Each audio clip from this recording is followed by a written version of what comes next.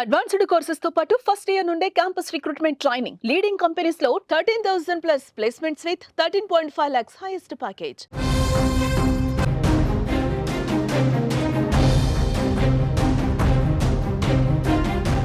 Breaking news చూస్తున్నాం. రక్షణ మంత్రి రాజ్నాథ్ సింగ్ సంచలన వ్యాఖ్యలు చేశారు. పీఓకే మనదే, పీఓకే ఎప్పటికైనా మనం స్వాధీనం చేసుకుంటాం, పీఓకేలో ఉన్నటువంటి ప్రజలు కూడా మనల్ని కోరుకుంటూ ఉన్నారు, మన దేశంలో కలవాలని కోరుకుంటున్నారు. పీఓకే పూర్తిగా మనం స్వాధీనం చేసుకునే రోజు అతి త్వరలోనే ఉంది. పీఓకేలో ఉన్న ప్రజలు మనవాళ్ళు, పీఓకే పూర్తిగా మనది. భవిష్యత్తులో అంటే ఎంతో దూరం కూడా లేదు, పీఓకే పూర్తిగా మన దేశంలో కలిసిపోయే రోజు రాబోతోందని చెప్పి చాలా సంచలనమైనటువంటి వ్యాఖ్యలు చేశారు. ఢిల్లీలో సిఐలో జరుగుతున్నటువంటి ఆ మీటింగ్లో పార్టిసిపేట్ చేసిన రాజ్నాథ్ సింగ్ ఈ సంచలన కామెంట్ చేశారు. పీఓకేలో ఉన్నటువంటి ప్రజలు స్వచ్ఛందంగా మన దేశంలో కలిసిపోయే రోజు అతి త్వరలోనే రాబోతోంది. పాకిస్తాన్ ఇంకా పూర్తిగా మన మీద ఇంకా విద్వేష భావంతోనే కలిగి ఉంది, పాకిస్తాన్లో ఉగ్రవాదులు ఇంకా ప్రోత్సహిస్తూనే ఉంది. కానీ పీఓకేలో ఉన్న ప్రజలు మాత్రం దశాబ్దాల కాలంగా మనతో సత్సంబంధాలు కొనసాగిస్తున్నారు. అందులో నివసిస్తున్నటువంటి ప్రజలందరూ కూడా మనవాళ్లే. పీఓకే పూర్తిగా మన హస్తగతం కావటానికి ఎంతో దూరంలో లేదు, మన ప్రయత్నాలు అదే విధంగా ఉన్నాయని చెప్పి చాలా స్పష్టంగా చెప్పినటువంటి పరిస్థితుంది. ఆ మీటింగ్లో రక్షణ మంత్రి రాజ్నాథ్ సింగ్ ఏమన్నారో ఒక్కసారి మనం విందాం. और हमें यह पूर्ण विश्वास है कि हमारे वो भाई जो आज हमसे भौगोलिक और राजनीतिक रूप से अलग हैं, वो भी अपने स्वाभिमान, आत्मा की आवाज और स्वेच्छा से भारत की मुख्य धारा में कभी न कभी जरूर वापस लौटेंगे. मैं जानता हूं वहां के अधिकांश लोग भारत के साथ एक जुड़ाव महसूस करते हैं. बड़ी संख्या है जो भारत के साथ जुड़ाव महसूस करती है पीओके में. कुछ गिने चुने हैं जिन्हें भटकाया गया है, गुमराह किया गया है.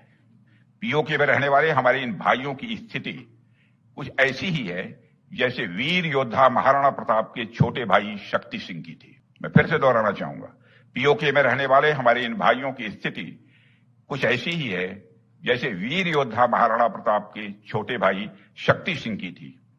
छोटे भाई शक्ति सिंह के अलग हो जाने पर भी बड़े भाई महाराणा प्रताप का विश्वास अपने छोटे भाई के प्रति बना रहता है और वह बड़े विश्वास के साथ कहते हैं कि तब पंथ को छोड़ सुपथ पर स्वयं चला आएगा, मेरा ही भाई है मुझसे दूर कहां जाएगा.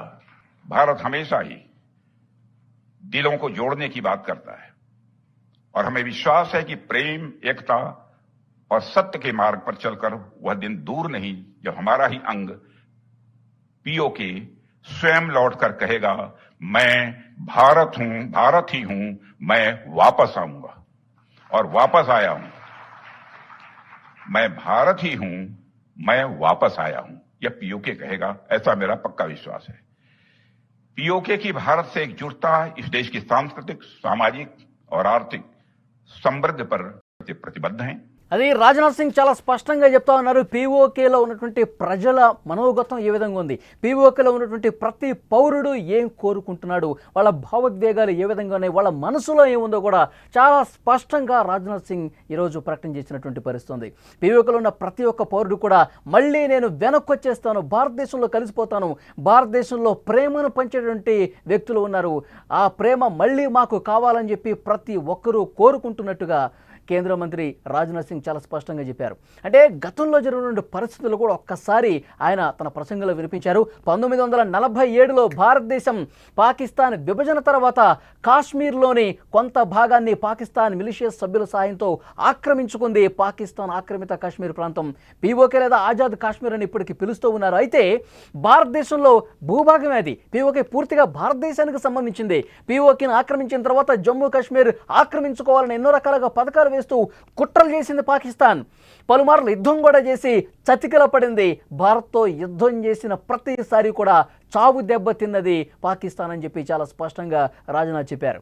జమ్మూ కాశ్మీర్ పెహల్గాం ఉగ్ర దాడి తర్వాత పరిస్థితులు మనం చూస్తూ ఉన్నాం. పాకిస్తాన్ భారత్ మధ్య తీవ్రంగా ఉద్రిక్త పరిస్థితులు కనిపిస్తున్నాయి. పాక్ దాడిని భారత్ సమర్థవంతంగా తిప్పికొట్టింది. అప్పటి నుంచి భారత్ పాక్ మధ్య యుద్ధ వాతావరణం కొనసాగుతున్నటువంటి పరిస్థితుంది. భారత ఆర్మీ అప్రమత్తంగా ఉంటూ రెప్ప వాల్చకుండా పహారాగాస్తుంది. ఈరోజు రాజ్నాథ్ సింగ్ చాలా స్పష్టంగా చెప్పారు, పీఓకేలో ఉన్నటువంటి ప్రజలు వాళ్ళు కోరుకుంటూ ఉన్నారు, భారత్లో ఎప్పుడెప్పుడు కలిసిపోదాం, మనం మిత్రులే ఎక్కడ ఉన్నారు, మన సోదరులే ఉన్నారు, మనం ఎప్పుడెప్పుడు మళ్ళీ వెనక్కి వచ్చేసి మన భారత్లో మనం కలిసిపోదామని చెప్పి వాళ్ళందరూ కూడా భావిస్తున్నారు. అక్కడ ఉన్నటువంటి కొంతమంది కుట్రల వల్ల పీఓకే ఇంకా వెనక్కి రావటం లేదు. కానీ ఆ రోజు త్వరలోనే రాబోతుంది. అతి త్వరలోనే పీఓకే మనం హస్తగతం చేసుకోబోతున్నాం. మనం ఏదో చేసి పీఓకేని బలవంతంగా లాగేసుకునే పరిస్థితి లేదు. అక్కడ ప్రజలు భారత్ పట్ల చాలా ప్రేమగా చూస్తూ ఉన్నారు. భారత్లో మనం కలిసిపోదాం అనుకుంటున్నారు. ఎలాంటి గొడవలు లేకుండా పీఓకేలోనే ఒక స్వచ్ఛందంగా ఆ ప్రజలు భారత్లో కలిసిపోవటానికి సిద్ధంగా ఉన్నారు. అతి త్వరలోనే మీరు చూస్తూ ఉండండి, జరుగుతుందని కూడా చాలా స్పష్టంగా ఉన్నారు. ఈ ప్రకటన తర్వాత పీఓకే పట్ల ఎంత సీరియస్గా భారత ప్రభుత్వం ఉంది అనేది, పీఓకేని ఎట్టి పరిస్థితుల్లో మన కశ్మీర్ మనం దక్కించుకోవాలి, మన కశ్మీర్ మన ప్రజలు మళ్ళీ మన దేశంలో కలవటానికి సిద్ధంగా ఉన్నారు, మనం ఆ విధంగా ప్రయత్నాలు చేయాలని చెప్పి భారత ప్రభుత్వం ఒక సంకేతం ఇచ్చినట్టు పరిస్థితి కనిపిస్తుంది. ఈరోజు సిఏఏ సదస్సులో చీఫ్ గెస్ట్గా రాజ్నాథ్ సింగ్ హాజరై ఆయన చాలా బాగా మాట్లాడారు పీఓకే గురించి గతంలో ఎప్పుడూ లేని విధంగా ఆయన ప్రకటనలు చేస్తూ ఉన్నారు. పెహల్గాం ఉగ్రదాడి తర్వాత మనం ఆపరేషన్ సింధూర్ చేసాం. ఆపరేషన్ సింధూర్ చేసి అక్కడ ఉగ్ర స్థావరాల మీద అలాగే ఉగ్రవాదుల మీద మనం పెద్ద ఎత్తున దాడులు చేశాం. భారతదేశ సత్తా అనేది ప్రపంచం ముందు చాటి చెప్పినటువంటి పరిస్థితి.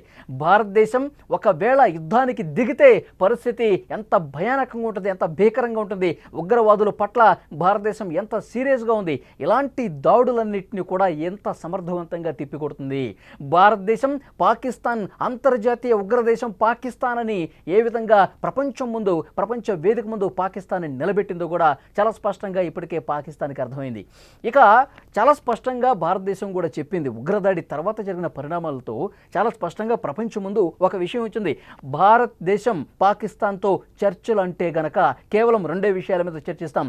ఒకటి ఉగ్రవాదం, రెండు పాకిస్తాన్ ఏదైతే ఆక్రమించుకుందో కశ్మీర్, ఈ రెండు అంశాల గురించే మేము చర్చిస్తాం తప్ప వేరొక విషయం గురించి ఇంకా చర్చించే ప్రసక్తే లేదని చెప్పింది.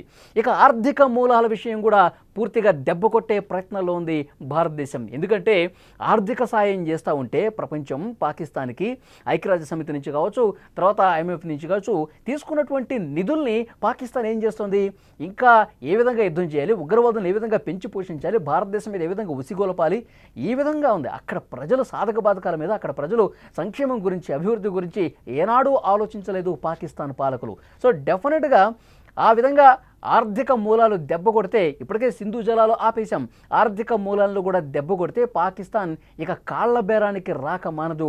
మన కశ్మీర్ను కూడా మనకి ఇచ్చేసినటువంటి బాధ్యత తీసుకుంటుంది. కాబట్టి ఇలాంటి ప్రయత్నాలు చేశాం కాబట్టి ఇరాన్లో మన పాకిస్తాన్ ప్రధాని షెహబాజ్ షరీఫ్ ఏమన్నాడు, శాంతి కోరుకుంటున్నాం, శాంతి చర్చలకు సిద్ధం, భారత్తో మేము హింస కోరుకోవట్లేదని చెప్పి ఆయన శాంతి వచనాలు పలికినటువంటి పరిస్థితుంది. సో డెఫినెట్గా ఇప్పుడు భారత ప్రభుత్వం చాలా వ్యూహాత్మకంగా అడుగులేస్తుంది. మన దేశానికి సంబంధించినటువంటి అఖిలపక్ష ఎంపీలు కూడా ఆయా దేశాలకు వెళ్ళి ఏం చెప్తా ఉన్నారు, పాకిస్తాన్ ఏ విధంగా ఉగ్రవాదాన్ని పెంచి పోషిస్తుంది, పాకిస్తాన్ని మనం ఒంటరిని చేయాల్సినటువంటి అవసరం ఉంది, భారతదేశం లాంటి శాంతి కాముక దేశం మీద ఏ విధంగా ఉగ్రవాదులను ఉసిగలుపుతుంది, ఇవన్నీ కూడా ప్రపంచ దేశాల ముందు ఎందుకు చెప్తుందంటే పాకిస్తాన్ నైజం ప్రతి ఒక్కరికి తెలియాల్సినటువంటి అవసరం ఉంది. కాబట్టి ఆ రకమైనటువంటి దౌత్యపరమైనటువంటి ఒక యుద్ధాన్ని ఆల్రెడీ ప్రకటించినటువంటి పరిస్థితుంది. చాలా వ్యూహాత్మకంగా రాజ్నాథ్ సింగ్ ముందుకు పోతూ ఉన్నారు, భారత ప్రభుత్వం ముందుకు పోతుంది. ప్రధాని కూడా హెచ్చరిక చేస్తూ ఉన్నారు, మీరు రోటీ తింటే తినండి కానీ తుపాకీ గుళ్ళు తినాలని చూడొద్దు, అది చాలా దారుణమైనటువంటి పరిస్థితులను తీసుకొస్తుంది, జాగ్రత్త అంటూ హెచ్చరిక కూడా జారీ చేసిన పరిస్థితుంది. ఇప్పుడు భారతదేశంలో ఉన్నటువంటి ముఖ్యమైనటువంటి నాయకులు, ప్రధానితో సహా కేంద్ర మంత్రులతో సహా అందరూ చాలా స్పష్టంగా హెచ్చరికలు జారీ చేయడాన్ని బట్టి మనం క్లియర్గా అర్థం చేసుకోవచ్చు, పీఓకేని మనం మళ్ళీ మన పీఓకే ఏదైతే ఉందో, మన కశ్మీర్ ఏదైతే ఉందో పాకిస్తాన్ ఆక్రమించుకుంది, దాన్ని మళ్ళీ చాలా చాకచక్యంగా తిరిగి తెచ్చుకోబోతున్నాం. ఒక మిషన్ స్టార్ట్ చేయబోతోంది భారతదేశం.